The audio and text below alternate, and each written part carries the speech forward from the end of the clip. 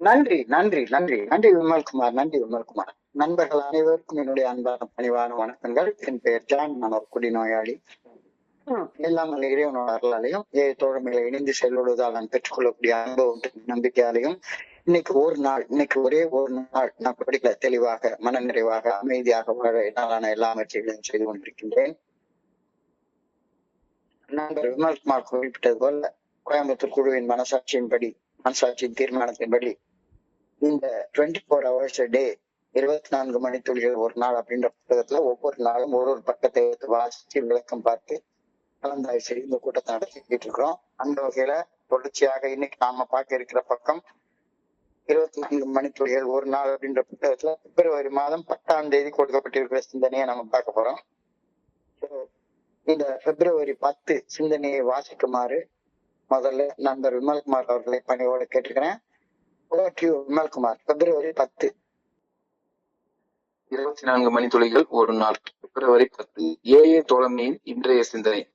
நான் ஒரு குடிநோயாளி என்ற உண்மையை அறிய வந்த போது மது இனி எனக்கு உண்மையான மகிழ்ச்சியை தரவில்லை என்ற உண்மையையும் அறிய வந்தேன்.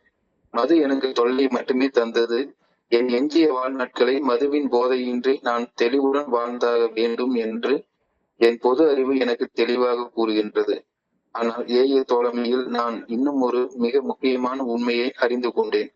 நான் மதுவின் போதையிலிருந்து விலகி வாழ இறையர் பேராற்றலை எப்பொழுது வேண்டுமானாலும் பெற்றுக் கொள்ள முடியும் என்பதுவே அந்த உண்மை. இவ்வுலகத்தின் தெய்வீக தத்துவங்களுக்கு பணிந்து நான் செயலாற்றி வந்தால் இறைவன் என்னை தெளிவுடனும் பயனுள்ளவனாகவும் மகிழ்ச்சியாகவும் வாழ உதவுவார்.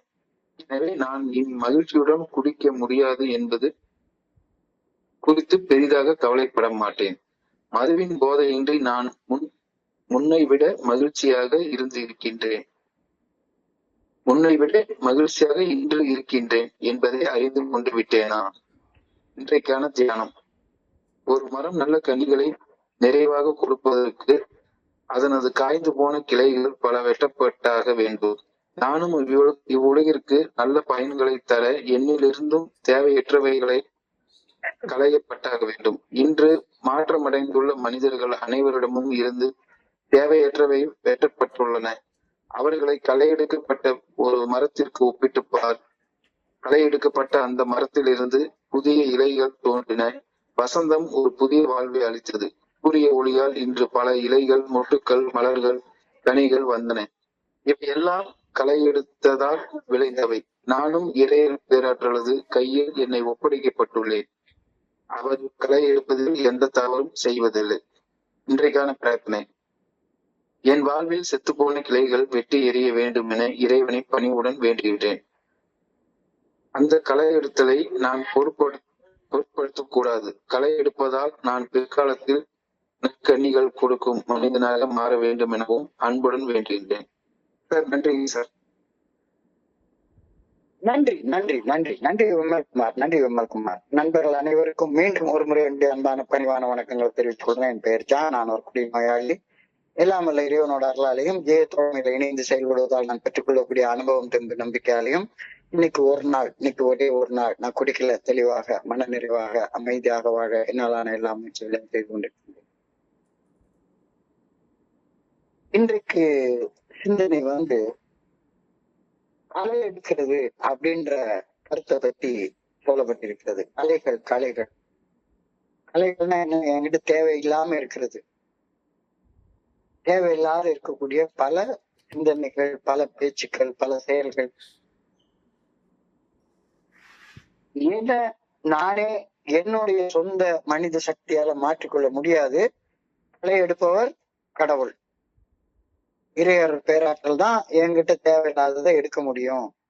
அது எடுக்கிறதுக்கு நான் என்னைய தயாராக வச்சுக்கிறத பத்தி தான் இன்னைக்கு சிந்தனை கொடுக்கப்பட்டிருக்கிறது அப்படின்றத நான் புரிஞ்சு கொள்றேன்.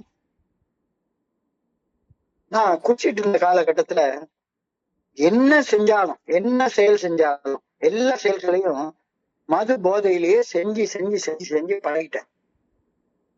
சாப்பிட்டா கொஞ்சோண்டு குடிச்சிட்டு சாப்பிடணும்.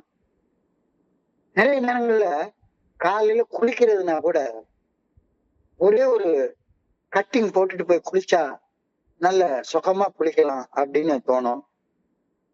ஒரு சாதாரணமா ஒரு சினிமா பார்த்தா சாதாரணமா பாக்குறதுக்கும் கொஞ்சோண்டு போதையில பாக்குறதுக்கும் சும்மா என்ஜாய் பண்ணி பார்க்கலாம் அப்படின்னு தோணும்.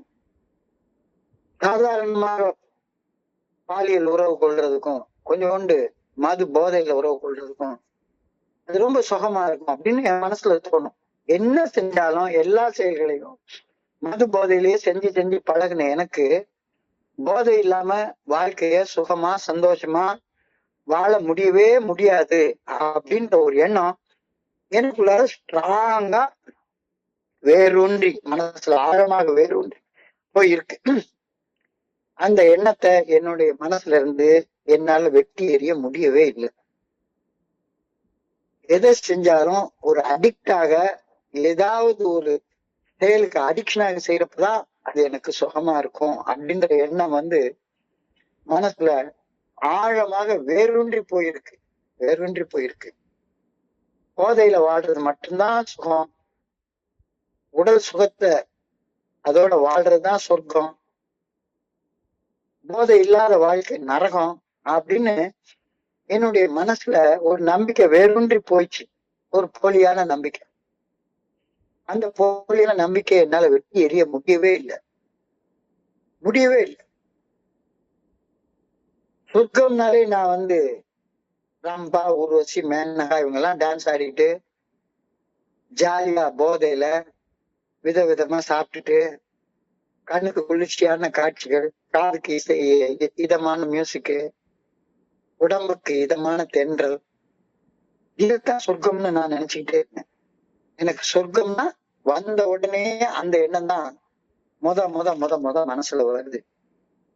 சொர்க்கம்னு அப்படின்னு நினைக்கிறப்பயே சுகமா இருக்கிறது மட்டும்தான் சொர்க்கம், சுகமா இருக்கிற நிலைதான் சொர்க்கம் அப்படின்ற எண்ணம் என்னையும் அறியாம என் மனசுக்குள்ளார வந்துருது. சுகம்தான் சொர்க்கம்.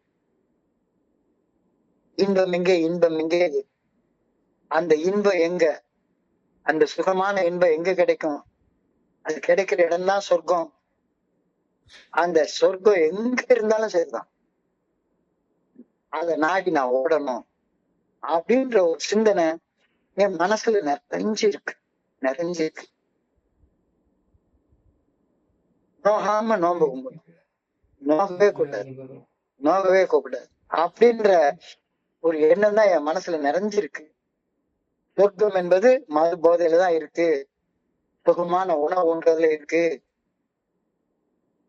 செலவு நோட்டை பணத்தை எண்ணுறதுல இருக்கு, ஒரு மங்கை இதமாக அணைச்சு கொள்றதுல இருக்கு.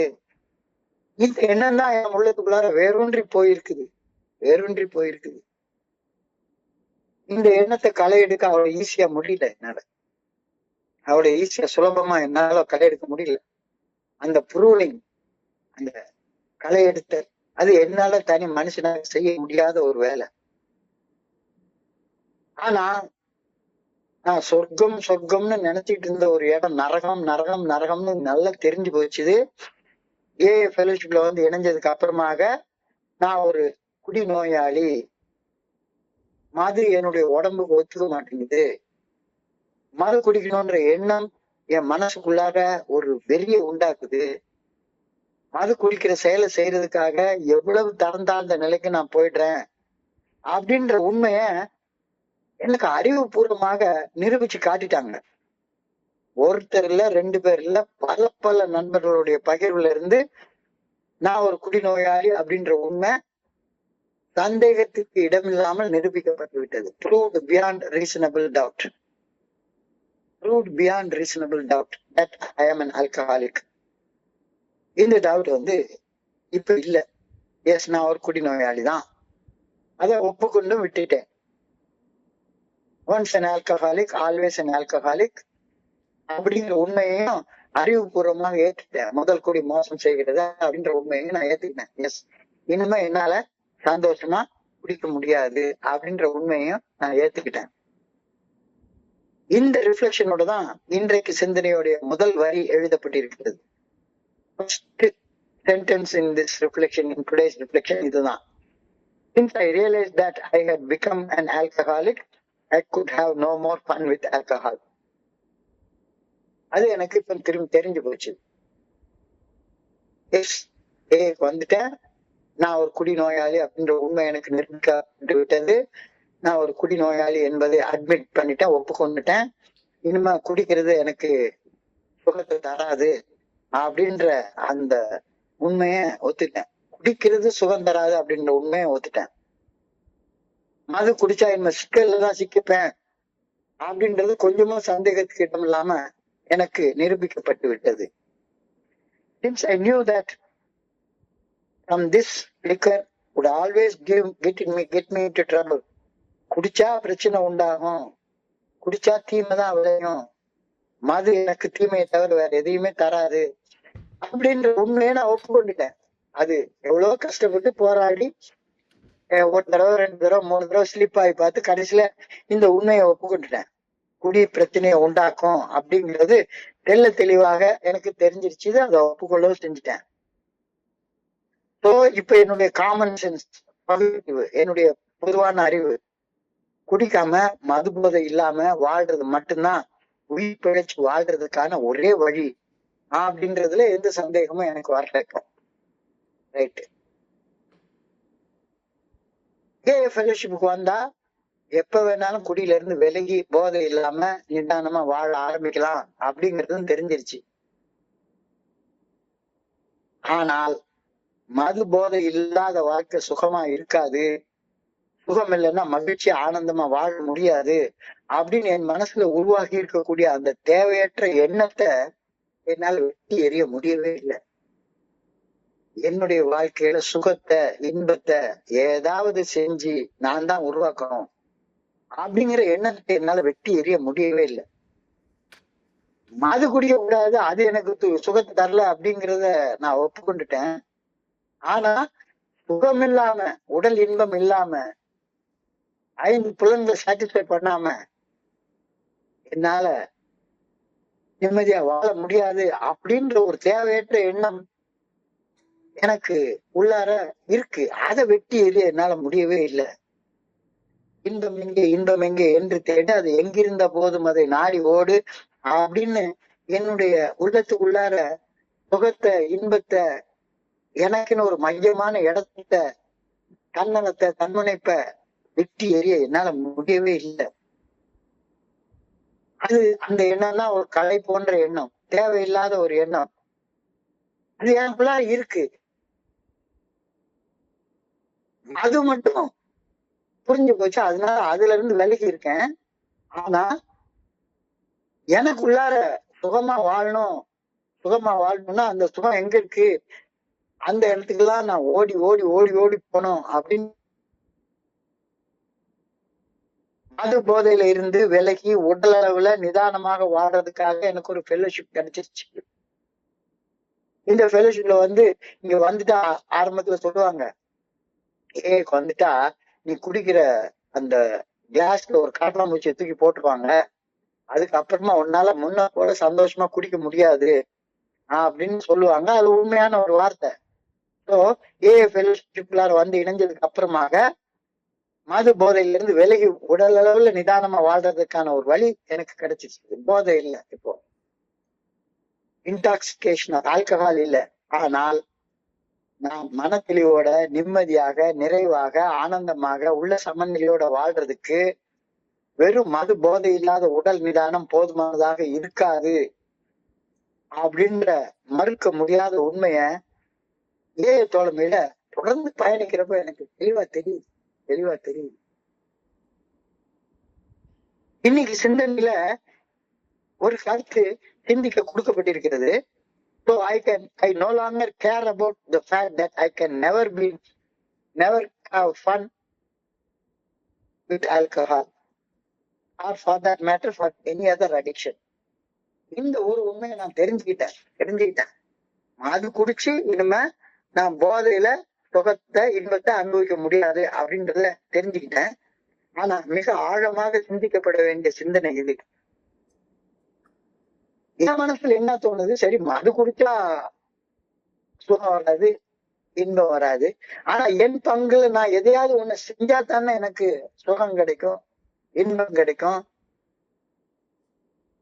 சுகம் இன்பம் நான் என்னுடைய செயல்களின் மூலமாக எனக்கு கிடைக்கக்கூடிய ஒரு விஷயம் அப்படின்னு எனக்கு என் மனசுல ஆழமாக ஒரு பதிஞ்சு போயிருக்கிற ஒரு கருத்து. இந்த கருத்தை பத்தி இன்னைக்கு சிந்திக்க சொல்றாரு. அப்படி சுகம் அனுபவிக்கிறதுக்காக, இன்பம் அனுபவிக்கிறதுக்காக நான் செய்ய போற ஒரு செயல் இறைவனுடைய நல்ல ஒழுங்கான வழிகாட்டுதலுக்கு பணிஞ்சு செய்யற செயலா இருந்தா மட்டும்தான் எனக்கு நிரந்தரமான ஆனந்தம் கிடைக்கும், நிம்மதி கிடைக்கும், நிறைவு கிடைக்கும் அப்படின்ற ஒரு கருத்தை என்னால ஏற்றுக்கொள்ள முடியவே இல்லை. அப்படின்ற கருத்தை என்னால ஏற்றுக்கொள்ளவே முடியல. அறிவு சார்ந்து இறைவனது நல்ல ஒழுங்கான வழிகாட்டுதலுக்கு பணிஞ்சு நான் செயல்பட்டா அந்த அறிவு என்ன சொல்லுதுன்னா, இறைவனுடைய நல்ல ஒழுங்கான வழிகாட்டுதலுக்கு பணிந்து வாழக்கூடிய ஒரு வாழ்க்கை சுகமான இன்பமான வாழ்க்கையாக இருக்காது அப்படின்னு என் மனசு. மதுவைப்பட்டு மட்டும் நான் ஒத்துக்கிட்டேன். மதுவை மட்டும் ஒத்துக்கிட்டேன். அது பல அவமானங்கள், அசிங்கங்கள், கேவலங்கள் இதெல்லாம் நடந்ததுனால சரி மது குடிச்சா இன்னும் ஆகாது அப்படின்றது எனக்கு தெரியுது. ஆனா இறைவனுடைய நல்ல ஒழுங்கான வழிகாட்டுதலுக்கு பணிந்து செயல்படுவது, இந்த 6வது 7வது படிநிலை பரிந்துரைகளை பத்தி எல்லாம் அதை செயல்படுத்த எனக்கு மனசு வரவே மாட்டேங்குது. அப்படி இறைவனுடைய நல்ல ஒழுங்கான வழிகாட்டுதலுக்கு பணிஞ்சு செயல்பட்டா எனக்கு சுகமான வாழ்க்கை, இன்பமான வாழ்க்கை கிடைக்காது அப்படின்ற ஒரு எண்ணம் அலை போல தேவையில்லாத ஒரு எண்ணம் என் மனசுக்குள்ளார இருந்துகிட்டே இருக்குது. இது களை எடுக்க என்னால முடியவே இல்லை. உடல் அளவுல மது போதை இல்லாம நிதானமாக இருக்கிற இந்த வாழ்க்கை எப்படி நிரந்தரமான ஆனந்தமான நிம்மதியான நிறைவான வாழ்க்கையாக மாற்றம் அடையும்? இது ரொம்ப ஒரு பெரிய ஆழமான சிந்தனை.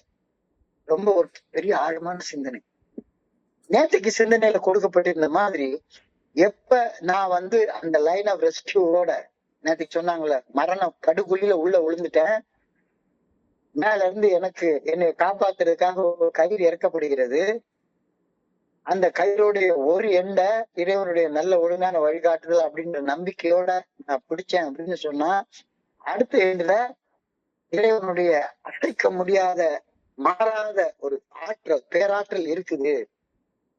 அந்த பேராற்றலை எனக்குதாக பெற்றுக்கொண்டாதான் நான் வாழ்க்கையில நிம்மதியா நிறைவா நிரந்தரமாக வாழ முடியும் அப்படின்ற கருத்தை இன்னைக்கு மறுபடியும் தெளிவா எடுத்து சொல்றாங்க. எப்ப நான் அந்த லைன் ஆஃப் ரெஸ்கியூடைய ஒரு எண்டை பிடிக்கிறேனோ அப்பதான் இந்த மாற்றம் நிகழும் என்ற உண்மைய ஆழமாக சிந்திக்கும் போது எனக்கு அது புரியுது. ஆனா மேலெழுந்த வாரியாக சிந்திக்கிறப்ப நான் எங்கேயாச்சும் எனக்குன்னு இன்பத்தை தேடி தேடி சுகத்தை தேடி தேடி எனக்கு கொஞ்சம் தற்காலிகமான அசௌகரியத்தை கொடுக்கிற செயலை செய்ய என் மனசு ஒப்புக்கொள்ளவே மாட்டேங்குது. எங்க பார்த்தாலும் சரிதான், என்னை யாராச்சும் சொரிஞ்சு விட்டுக்கிட்டே இருக்கணும், சுகமா இருக்கணும், என்னைய பெருசா ஐயா கொய்யான்னு பேசிக்கிட்டே இருக்கணும். அந்த மாதிரி சூழ்நிலைகளை தான் தேடி தேடி தேடி தேடி ஓடுறேன். அந்த இறைவனுடைய நல்ல ஒழுங்கான வழிகாட்டுதல் அப்படின்ற லைஃப் லைன ஒரு எண்ணை பிடிக்க எனக்கு நம்பிக்கை வரவே மாட்டேங்குது. என்னுடைய அறிவு சார்ந்து எந்தெந்த இடத்துல இன்பம் இருக்கோ அத என்னுடைய அறிவு மூலமாக சிந்திச்சு அதுபடிதான் போக முயற்சி பண்றேன். இன்னைக்கு அதுதான் அழகா சொல்றாங்க, a sober life is full of clarity. வாழ்க்கையில குழப்பத்துக்கு இடமே கிடையாது. வாழ்க்கைய பிடிக்கலன்னாதான், அதாவது அந்த லைன் ஆஃப் ரெஸ்கியூ பிடிக்கலன்னாதான் உனக்கு குழப்பம் இருந்துட்டே இருக்கும். அந்த லைன் ஆஃப் ரெஸ்கியூ பிடிச்சிட்டேன்னா என்ன பண்ற, இன்னொரு எண்டுல இறைவனுடைய மாபெரும் பிரபஞ்ச இயக்க பேராற்றல் இருக்கு. குழப்பம் இருக்காது. A sober life is full of clarity. Sobriety is not just about quitting substances அல்லது habitual addiction. ஏதாச்சும் ஒரு habitual addiction அதை விடுறதுனால sobriety மன தெளிவு கிடைக்க போறது கிடையாது. It is about gaining so much more. அதை விட மேலாக இறைவனுடைய நல்ல ஒழுங்கான வழிகாட்டுதலை பற்றி கொள்வதால கிடைக்கக்கூடியதுதான் நிறைவுடனான மன தெளிவு அப்படின்ற ஒரு கருத்து இன்னைக்கு நம்ம சிந்தனைக்கு கொடுக்கப்படுகிறது. தோழமை பரிந்துரைக்கக்கூடிய 12 படிகள் அடங்கிய மீட்புடைய செயல் திட்டத்தை உறுதியாக நம்பி பற்றி கொள்வதன் விளைவுதான் கண்டென்டட் சொப்ரைட்டி, நிறைவான மனத்தெளிவு அப்படின்ற கருத்து இன்னைக்கு ரொம்ப அழுத்தமாக சொல்லப்பட்டிருக்கு. ஆனா என் மனசுல கலை போல ஒரு எண்ணம் என்ன இருக்கு? வீடு போல தேவையில்லாத ஒரு எண்ணம் என்ன இருக்கு? இந்த 12 வழிமுறைகளை, இந்த 12 படிகள் அடங்கிய மீட்படையும் செயல் திட்டத்தை நம்பி நான் பற்றிட்டேன்னா வாழ்க்கையில இன்பம் கிடைக்காது, சுகம் கிடைக்காது அப்படின்ற ஒரு எண்ணம் எனக்குள்ளார ஒரு கலை போல இருக்குது. இந்த கலையை எடுக்க வேண்டியது கடவுளுடைய வேலை. சோ இப்ப தோழமை பரிந்துரைக்கக்கூடிய 12 படிகள் அடங்கிய மீட்படையும் செயல் திட்டத்தை வாழ்க்கையாக வாழ்வதால நான் பெற்று கொள்ளக்கூடிய சில நன்மைகள் பத்தி யோசிச்சு பார்ப்போம். என்னென்ன கிடைக்கும். குடியால நமக்கு தீமையை தவிர வேற எதுவுமே கிடைக்கல. அல்லது எந்த ஒரு செயலையும் ஒரு செயல் அடிமையாக ஒரு அடிக்டாக செய்யறப்ப எனக்கு நிறைவான ஒரு தெளிவுத்தன்மை கிடைக்கல. ஆனா தோழமை பரிந்துரைக்கக்கூடிய இந்த 12 படிகள் அடங்கிய மீட்படையும் செயல் திட்டத்தை வாழ்க்கையாக வாழ்றதால நான் பெற்றுக்கொள்ளக்கூடிய பலன்கள் என்ன அப்படின்னு கொஞ்சம் நம்ம லிஸ்ட் போட்டு பார்ப்போம். முதல்ல வார்த்தை சொல்றாங்க, பாடி பிகம்ஸ் அ பவர் ஹவுஸ். இறைவனுடைய ஆற்றல் நிறைந்தது என்னுடைய உடம்பு அப்படின்றத முதல் பலனாக நான் பெற்றுக்கொள்றேன். நான் குடிச்சு ஒரு செயல் அடிமையாக ஒரு அடிக்டாக நான் எந்த செயல் செஞ்சாலும் ஒரு அடிக்டிவா செய்யறப்ப என்னுடைய உடம்பு முழுக்க ஒரு நடுக்கம் தான் இருந்துச்சு. ஒரு நடுக்கம், ஒரு பலகீனம், ஒரு வீக்னஸ். 39 வயசுலயே 80 வயசு கிழவ மாதிரி நான் என்ன இன்னைக்கு எனக்கு நான் 69வது வயசு நடந்துட்டு இருக்கு. இப்போ என்னைய கூப்பிட்டு ஒரு 10 தோப்புக்கரணம் போடுறான்னு ரொம்ப சுலபமா போடுவேன். எனக்கு அந்த தோழமையில வந்து இணைஞ்ச அந்த ஆரம்ப காலத்துல அந்த 39 வயசுல என்னால கைய நடுங்காம நீட்ட முடியாது. உடம்பு முழுக்க ஒரு நடுக்கம். என்னுடைய உடல் சக்தி கூடுது. தோழமையில வந்து இணையறப்ப அந்த கை நடுக்கம், உடல் நடுக்கம் இதெல்லாம் இல்லாம என்னால இந்த உடலை சக்தியாக வைத்துக் கொள்ள முடியுது. இது வந்து முதல் பலன்.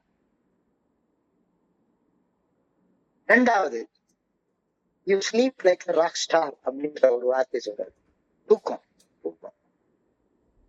சின்ன குழந்தை மாதிரி தூங்குறது. ஒரு நாள் முழுக்க கடுமையான ஒரு உழைப்பு, தெளிவான சிந்தனை, தேவையான தியானம், பிரார்த்தனை இதெல்லாம் பண்ணதுக்கு அப்புறமாக நிம்மதியான போதை இல்லாத ஒரு தூக்கம். ஆனா குடிச்ச காலத்துல எனக்கு வந்து தண்ணிய போடாம தூக்கம் வரவே வராது. நாளை முதல் குடிக்க மாட்டேன், சத்தியமடி தங்கம். ஆனா இன்னைக்கு ராத்திரிக்கு எனக்கு தூக்கம் வராது. குடிக்கலன்னா தூக்கம் வராது. அல்லது ஒரு அடிக்டாக போன நோண்டலைன்னா எனக்கு தூக்கம் வராது. இல்ல யாருக்கிட்டயாச்சும் பொறாமையோட ராத்திரி ஒரு மணி நேரம் பேசலன்னா எனக்கு தூக்கம் வராத. அப்ப இந்த 12 படிகள் அடங்கிய மீட்படையும் செயல் திட்டத்தை வாழ்க்கையாக வாழ்றதால நான் பெற்றுக்கொள்ளக்கூடிய 2வது ஒரு பெரிய பலன் நிம்மதியான தூக்கம். You sleep like a baby, you sleep like a rock star. இது 2வது பலன். 3வது, your mind becomes your greater friend. Your mind becomes your greater friend. ஒரு காலத்துல என்னுடைய சிந்தனை எனக்கே பிடிக்காது. திங்கிங் அப்படின்ற வேர்டு அடிக்கடி உபயோகப்படுத்துவார். திங்கிங், துர்நாற்றம், புறநாற்றம் அடிக்கக்கூடிய சிந்தனைகள், என்னுடைய சிந்தனைகள் எனக்கு பிடிக்காது. அதனால தனிமையில இருந்தாலே எனக்கு அப்படியே ஒரு மாதிரி நடுக்கமா இருக்கும். யாரையாச்சும் ஒருத்தர் போய் பார்க்க மாட்டோமா, யார் கூடயாவது இருந்துட மாட்டோமா அப்படின்ற ஒரு எண்ணம் இருக்கும். ஆனா என்னுடைய தனிமைய ஏகாந்தமாக மாற்றிக்கொள்ளக்கூடிய அந்த மன வள கலைய இந்த ஏஎஃப்எல்எஸ் 12 படிகள் அடங்கிய மீட்புடைய செயல் திட்டத்தை வாழ்க்கையாக வாழ்றதால நான் கத்துக்கொள்றேன். நானே எனக்கு ஒரு நல்ல நண்பனாக மாறுறேன். குடிக்கிற காலத்துல அந்த அந்த நிலையே கிடையாது. அந்த நிலையே கிடையாது. அதுக்கு அடுத்த பலன் 12 படிகள் நீங்க மீட்புடைய செயல் திட்டத்தை வாழ்க்கையாக வாழ்றதால இருக்கக்கூடிய அடுத்த பலன், you become every once favourite person. ஒரு காலத்துல எல்லாரும் என்னை விட்டு விலகி தெரிச்சு ஓடினவங்க எல்லாருமே இன்னைக்கு, சார் உங்க கூட ஒரு 10 நிமிஷம் பேச முடியுமா சார், 10 நிமிஷம் பேச முடியுமா சார்? சத்தியமா சொல்றேன், அந்த 39 வயசுல யாருக்கிட்டயாச்சும் பேசினா இவங்கிட்ட போய் பேசவா, இவங்கிட்ட போய் பேசுவா, மனுஷனா இவன் அப்படின்னு என்னை கண்டா தெரிச்சு ஓடுன எல்லாருமே இன்னைக்கு என்கிட்ட ஒரு 10 நிமிஷம் பேச முடியுமான்னு கேக்குறாங்க. குடிக்கிற காலத்துல என்னால யாரையும் நம்ப முடியாது, யாரும் என்னைய நம்ப மாட்டாங்க. குடிக்கிற காலத்துல ஒருத்தரை கூட, எங்க அம்மாவை கூட என்னால அன்பு செய்ய முடியல, எங்க அம்மாவாலையும் என்னைய அன்பு செய்ய முடியல. இப்ப என்ன அன்பு செய்ய, என்னைய நம்புறதுக்கு, என்னைய நம்பி என் கூட அவங்களுடைய இந்த 12 படிகளுடைய மீட்புடைய செயல் திட்டத்தை வாழ்க்கையாக வாழ்றதற்கு எத்தனையோ பேர் ரெடியா இருக்காங்க, எத்தனையோ பேர் ரெடியா இருக்காங்க. நீ செத்து போயிடு, நீ செத்து போயிடு அப்படின்னு என் மனைவி என்கிட்ட ஒரு 1000 தடவை சொல்லியிருப்பாங்க. குடிக்கிற காலத்துல செத்து போயிடு, என் தாலியை வேணாலும் கட்டி தரேன், பணத்தை வாங்கிட்டு குடிச்சிட்டு செத்து போயிடு. ஒரு பெரிய போட்டோவை வாங்கி வீட்டுல நடுகால மாட்டி வச்சு, என்ன சரி ஒரு ரோஜா மாலை போட்டு உனக்கு மரியாதை பண்றியா, செத்துடு அப்படின்னு சொன்ன என்னுடைய மனைவி நான் வாழணும்னு விரும்புறாங்க. ஒரு நண்பர் சொன்னாரு, சார் பயனுள்ள வாழ்க்கை வாழுங்க, என் வாழ்க்கையில இருந்து ஒரு 5 வருஷத்தை உங்களுக்கு கொடுத்துடலாம்னு நினைக்கிறேன் சார். அவர் அது என்ன சொன்னாரோ தெரியாது. I become every once favourite person. இந்த 12 படிகள் அடங்கிய மீட்புடைய செயல்பட்டால அதுக்கு அடுத்த பலன் என்னன்னு பார்த்தா, குற்ற உணர்ச்சியும் அவமானமும் என்கிட்ட இப்ப இல்லவே இல்லை. ஒரு காலத்துல மனசு நிறைஞ்ச கில்ட்டு, மனசு நிறைஞ்ச குற்ற உணர்வு, மனசு நிறைஞ்ச அவமானம், மனசு நிறைஞ்ச கேவல உணர்ச்சி இதெல்லாம் இருந்துகிட்டே இருந்தது. அப்ப குற்ற உணர்ச்சியும் அவமான உணர்ச்சி இருக்கிற இடத்துல மன நிம்மதி எப்படி இருக்கும்? இருக்க சான்ஸே கிடையாது. ஒரு காலத்துல என்னுடைய ஃபுட் ஸ்டெப் செய்யறப்ப கை காலெல்லாம் நடுங்கும். என்னுடைய ஸ்பான்சர்ட்ட குருஜிகிட்ட சொல்றப்ப, இன்னைக்கு குடிச்சு 2 நாள் ஆன ஒரு நண்பர் வர்றப்ப ஏன் குருஜி கிட்ட கை நடுங்கி சொன்ன சில அந்தரங்க ரகசியங்களை சர்வ சாதாரணமாக நண்பர்கள்ட்ட நான் பகிர்ந்து கொள்றேன். குற்ற உணர்ச்சியும் அவமானமும் இந்த 12 படிகள் இங்க மீட்புடைய செயல் திட்டத்தை வாழ்க்கை வாழ்றதுனால எனக்கு இல்லவே இல்லை. Self care becomes my daily ritual. என்னுடைய உடலையும் மனசையும் பராமரிக்கிறது என்னுடைய அன்றாட கடமையாக இன்னைக்கு எனக்கு தெரியுது. என்னை நானே பராமரிக்கிறேன், பாதுகாத்துக்கிறேன். எஸ், நம்ம டயபெட்டிக்னு தெரிஞ்சாலும் சரிதான், சக்கரை போட்டு நான் சாப்பிட மாட்டேன். ஒரு அளவுக்கு மேல இப்ப சாப்பிடுறது கிடையாது, தேவையில்லாத உணவுகளை சாப்பிடுறது கிடையாது. ஸோ என்னுடைய உடலையும் மனசையும் பராமரிக்கிறது self care becomes my daily ritual. எப்ப இந்த 12 படிகள் செயல்திருத்த வாழ்க்கையாக வாழ ஆரம்பிக்கிறப்ப அதுக்கு அடுத்த ஒரு பெரிய பலன் என்னன்னா, அன்னைக்கு ஒரு நாள் சொன்ன மாதிரி எல்லா வேலையும் ஆடம்பரமா ஆரம்பிப்பேன், முடிக்கிறதே தெரியாது, தேர இழுத்து தெருவுல ஒப்புவேன், அவ்வளவுதான். எந்த வேலை நான் அந்த காலத்துல நிறைய நேரத்துல பார்த்தேன்னா சரிதான், எல்லாத்தையும் ஆரம்பிச்சு அப்படியே அப்ரப்டா விட்டுருவேன். ஆரம்பிச்ச வேலையை எனக்கு முடிக்க தெரியாது. ஆனா இப்ப எந்த வேலையை ஆரம்பிச்சாலும் சரிதான், முடிக்கிற வரைக்கும் அதுல கவனத்தோட என்னால செயல்பட முடியுது. ஆரம்பிச்ச வேலையை முடிக்கிற அந்த கவன சிதறல் இல்லாம செய்யக்கூடிய அந்த பக்குவம் எதனால கிடைச்சது? இந்த 12 படிகள் அடங்கிய மேற்படி செயல்திட்டத்தை வாழ்க்கையாக வாழ்றதால எனக்கு கிடைச்ச ஒரு பெரிய பிளஸ் பாயிண்ட். வைப்ரண்டா வாழ்றது, உயிர் துடிப்போட வாழ்றது.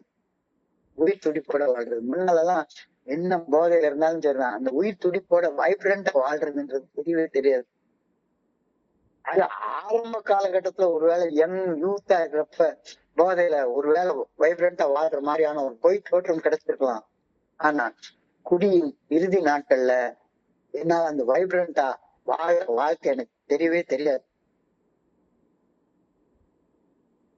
சிரிக்க தெரியாது. இன்னைக்கு ஒரு நண்பர் சொன்னாரு, சண்டை ஓட்டிட்டு ஒரு மீட்டிங் ஆரம்பிச்சு 12 நேரத்துல அந்த மீட்டிங்ல ஒருத்தருமே முகத்துல ஒரு மலர்ச்சி இல்ல, ஒரு புன்னகை இல்ல, ஒரு சிரிப்பு இல்ல, ஒரு நகைச்சுவை உணர்ச்சி இல்ல. ஆனா இப்ப யார் எந்த நண்பர்களோட இருந்தாலும் சரிதான், வாய் விட்டு சிரிச்சு பேசுற அந்த பழக்கம் எனக்கு வருது. இந்த எல்லா நன்மைகளும் எதனால கிடைக்குது? தோழமையில 12 படிகள் அடங்கி மேற்படி செயல்திட்டத்தை வாழ்க்கையாக வாழ்றதால கிடைக்குது. அதாவது லைன் ஆஃப் ரெஸ்கியூ எனக்கு போட்டிருக்காங்கல்ல, அந்த லைன் ஆஃப் ரெஸ்கியூடைய ஒரு எண்ட நம்பிக்கையோட நான் பிடிச்சிக்கிறதால எனக்கு கிடைக்கக்கூடிய பலன்கள் இதெல்லாம்.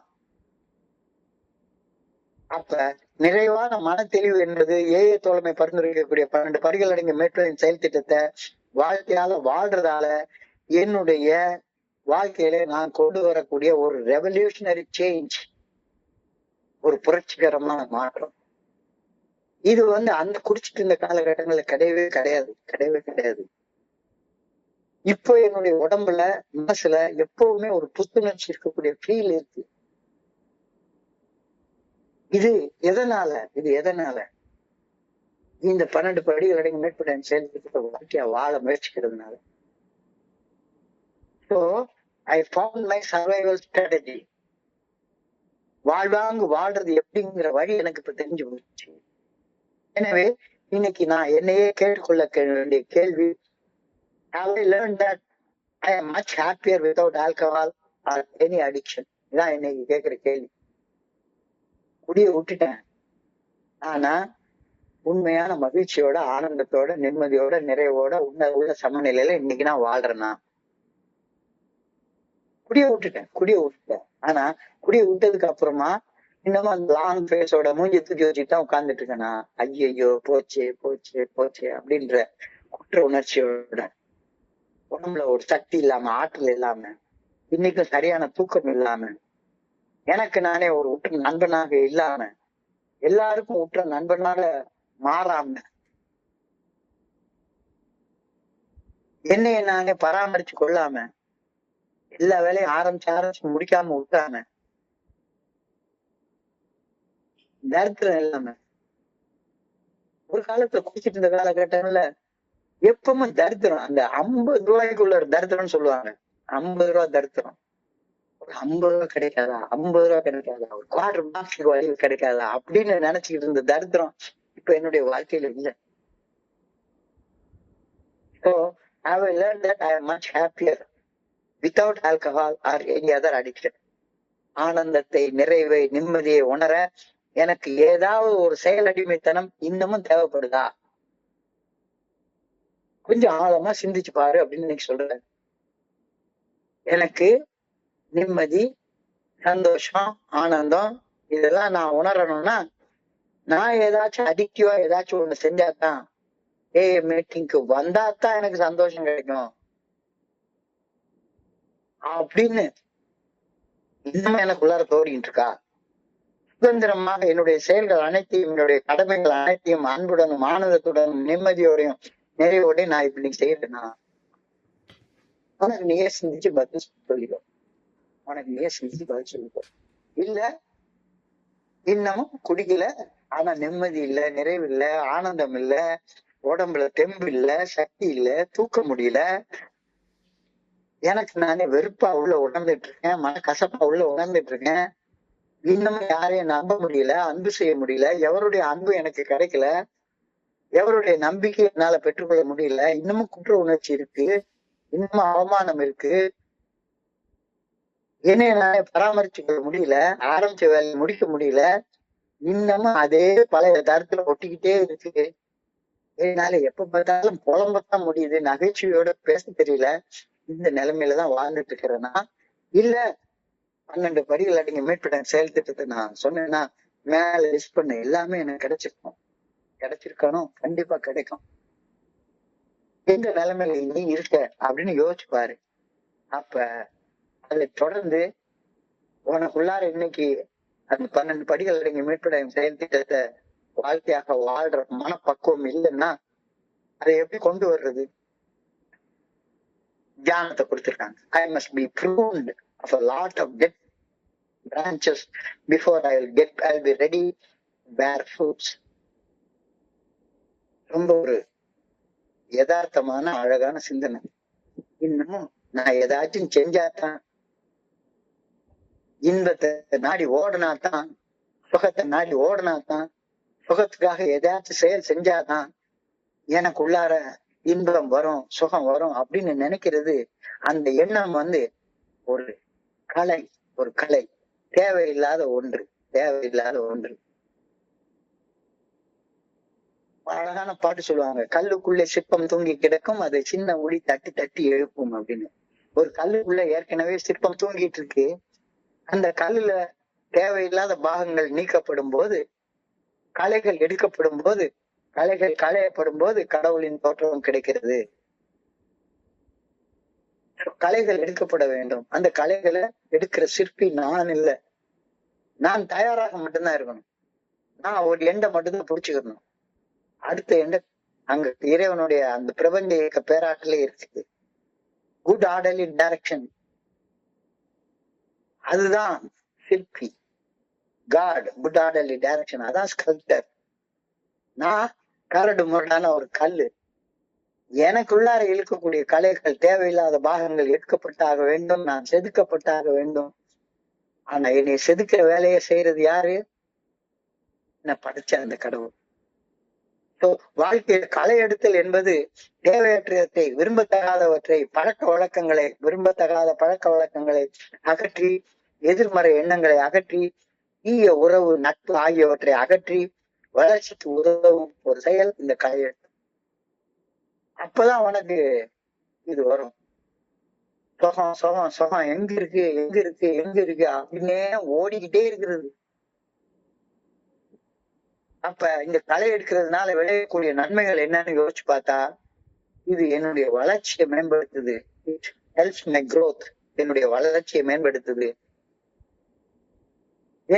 எனக்குள்ளார ஒரு நேர்மறை சிந்தனையை உருவாக்குது, ஒரு பாசிட்டிவ் திங்கிங்கை உருவாக்குது.